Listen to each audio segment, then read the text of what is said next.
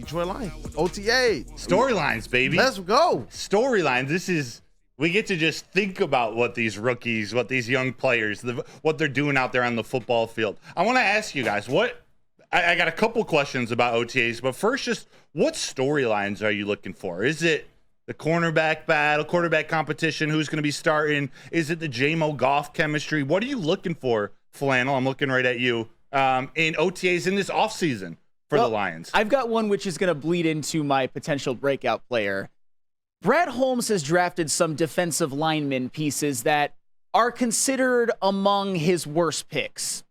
And obviously he made another one with Mekhi Wingo this round, and they have John Kaminsky. Mm-hmm. I think this defensive line depth can be amongst the best in the NFL. And I just want to, with some of those guys actually playing positions like backups and rotational pieces and not being expected to be starters, I just want to see how all of those guys pan out and just what this defensive line can be, because when guys need breaks, when guys potentially get hurt, you've got guys waiting in the wings who I think are capable of at least filling in admirably for a game or two. I have an idea of who you're talking about in terms of breakout, so I'm not going to ask you for more detail. Kool-Aid, what storylines are you looking out for? Look, to the shock of absolutely nobody, I am hoping to see great things from Word to Flannels. The linebackers. Is it the linebackers, Kool-Aid? The linebackers. That's a good one. Yeah, I am. And not just Jack Campbell, but I'm looking to see, who.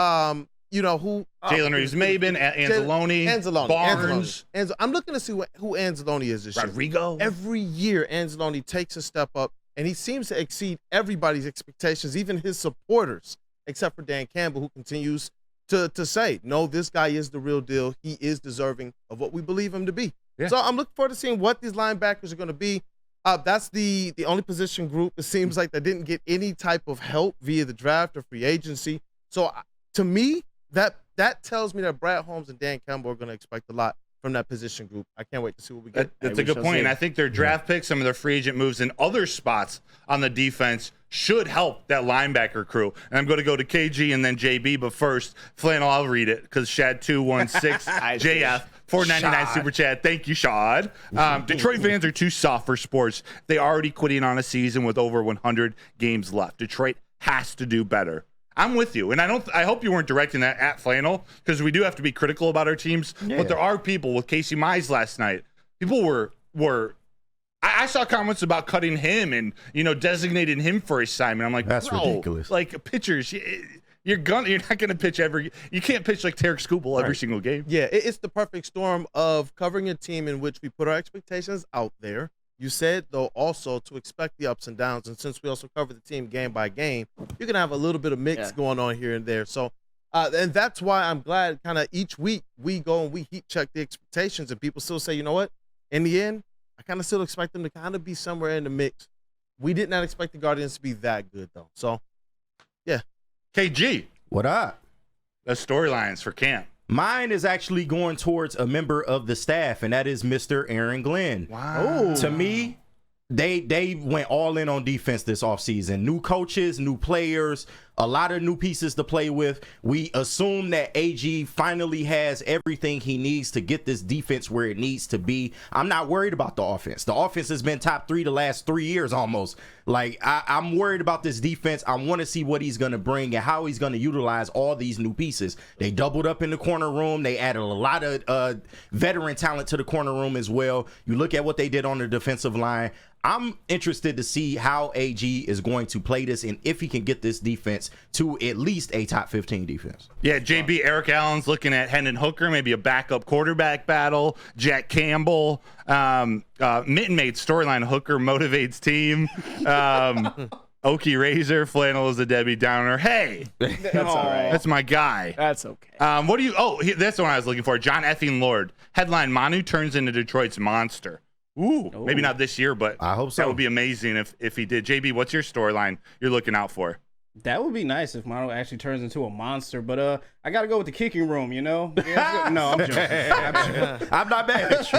I'm joking. Actually, I love all your guys' takes. I'm going to take another route. I'm going to go with the running backs, actually.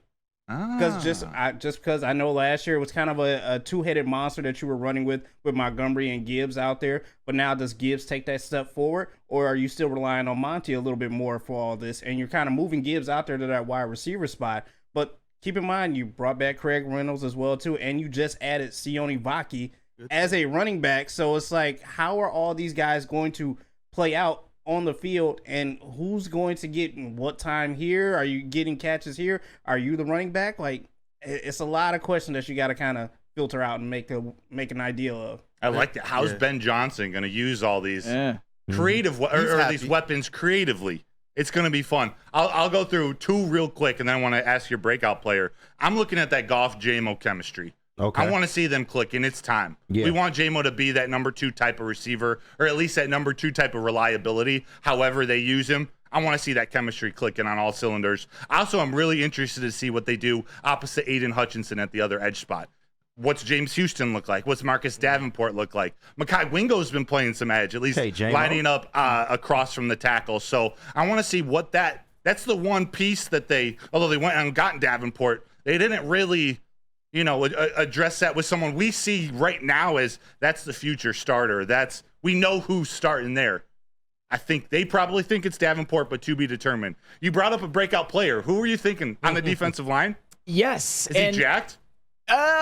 It's not who you think. Oh. Because I can't pick somebody who's shown me absolutely nothing. No disrespect to one Broderick Martin, but he had a very disappointing rookie year to me. I was wrong. My breakout player, and it's a very, very boring answer, I'll give you that, Josh Pascal. I knew you was gonna say Josh.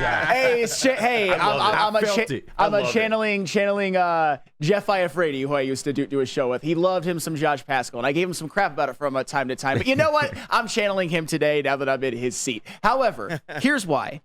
Josh Pascal, he's a guy whose career has been hampered by injuries. Mm-hmm. And that could lead to him maybe being injury prone, but I choose, because it fits my narrative, this is going to be the year where he plays 17 games. He's only played 692 snaps in his first 2 seasons combined, which is nothing, by the way. And here's something that he showed me last year that I think is gonna help him get on the field. He showed me 2 things. One, last season, positional versatility. He played 225 snaps as an outside edge, 110 over tackle, and 62 in the B gap. Mm-hmm. And when it comes to the Lions defensive line, you've got Aiden Hutchinson, who's been remarkably great and durable. Everybody else, James Houston only played 2 games last year, Davenport 4, Aleem 13, and Reeder 14. Somebody is probably going to miss a couple of games, just going by past history, just going by the NFL. And if you're Josh Pascal, if Aleem McNeil misses a game, you can shuffle things around and put him inside. If Marcus Davenport misses a game, which he probably will because he always does, you could put Josh Pascal with more edge rushing snaps or over tackle. And also when it comes to Josh Pascal, he was one of the many players last year on the Detroit Lions defense that when you look at their PFF grade, it skewed really high to his run defense grade. And why is that important? Because a lot of Detroit Lions players did last year. You look at it for Jack Campbell, Brian Branch, Derek Barnes, Aleem, Kirby Joseph, and John Kaminsky, who are all going to be on the team this year. They all had exceptionally high run defense grades when it comes to PFF as opposed to other aspects of their game. What did that lead to? The Detroit Lions being the number 2 rush defense in the NFL. Mm-hmm. And that was considered a strength of Josh Pascal's coming out of college. And oh, by the way, Josh Pascal, despite only playing 12 games last year, was 4th on the team, tied for 4th on the team in tackles for loss with 5.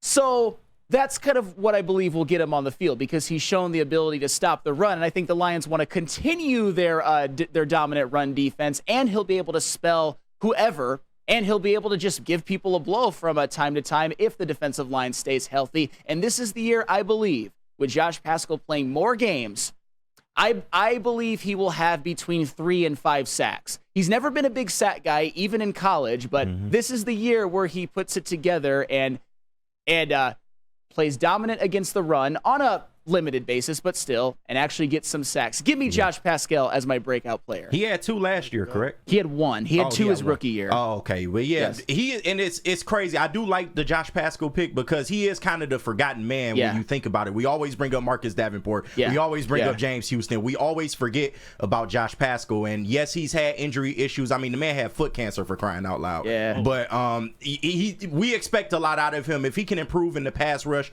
we already know he's good in the run. If he can improve that pass rush, definitely I'd be looking out for him this year.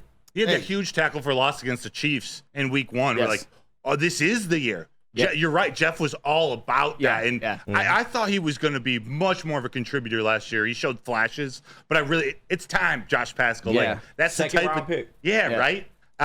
We probably only have time for one more. Does anyone, before Rod comes on, and JB, cut me off or cut us off whenever he does. And you guys have a breakout player you're looking forward to watching, other than Jack Campbell. One Jack Campbell. I'm very intrigued, though, with Aleem McNeil contract bump this season. I am really intrigued to see what he's going to bring. Obviously, I wouldn't be a breakout player, but I'm looking to see how high is Aleem McNeil's ceiling this season. I really am. But Jack Campbell, obviously. Do you guys think so? Jack and J-Mo and Aleem weren't on that top 25 under 25 list we went through last year. Are those three guys? Well, how should I phrase? We obviously want to see them on that list next year. I think all three will still be under 25. But do you expect to see those three, or which one of those three on a top 25 under 25 list? J-Mo, Aleem McNeil, or Jack Campbell? Brian Branch. Yeah, I was about to say Branch. Brian Branch, There I you see go. before all of those guys. Maybe J-Mo if he has the type of year that I expect him to have, but definitely Brian Branch is next up. No question about it. Yeah, I was well going to said. agree. And to answer your question, not to be hater Sam, I think none of them. And that's okay, by the way. Yeah. They already have 5. Right. I think right. none of those. That's a good point. But damn, Sam. But it will be Brian Branch. Hey, Hey, of the 3, He I could've been this believe year. in Brian Branch. Yes. He's arguably could have been there this year. You know, real quick, the thing is, all 5 of the ones on the list now will be under 25 next year too. Ooh. That's insane. That's he did. insane. Add another 2 players to that, maybe 7, 8 next year. Have mercy. Like Bro, Brad Holmes' energy is a real thing.